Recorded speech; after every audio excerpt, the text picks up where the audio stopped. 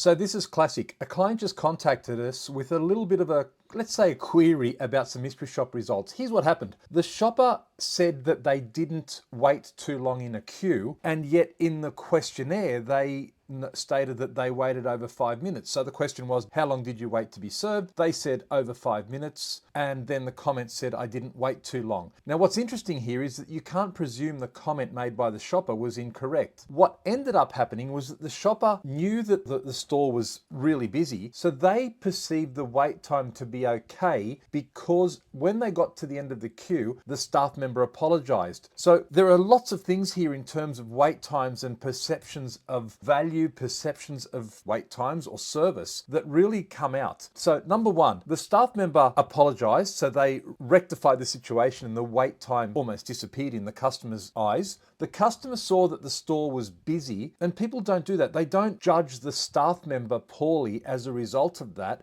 It's more of a systemic thing. It might be that the client or the place they're in, the store owners are too cheap, but it's not something to do with the actual staff member.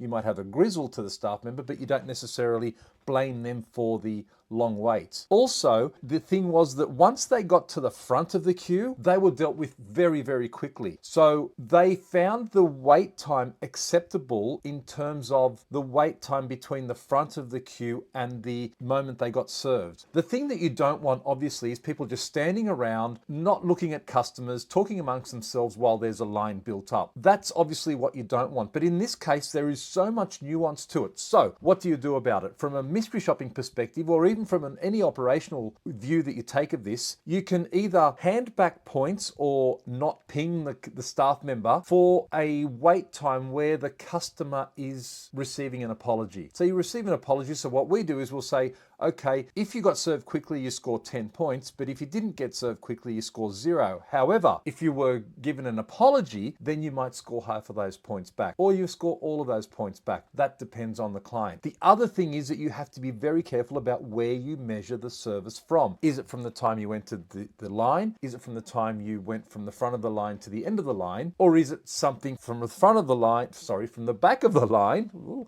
to the moment you got served? So you have to be very specific about what you're measuring, because you might say, and there's a valid case here to say that if you are using, say, mystery shopping or any other metric to measure staff performance, are you measuring the things that are controllable or non-controllable? If you're looking to measure only the controllable, then perhaps it's just from the front of the queue to the end of the queue, and it would be another question like, if you waited in line and the staff were doing nothing obvious to help the clients, then they also score poorly. So you have to be very nuanced about how you reward and, let's say, use the stick within an operational environment. I'm Stephen DiPietro. That's why I do mystery shopping.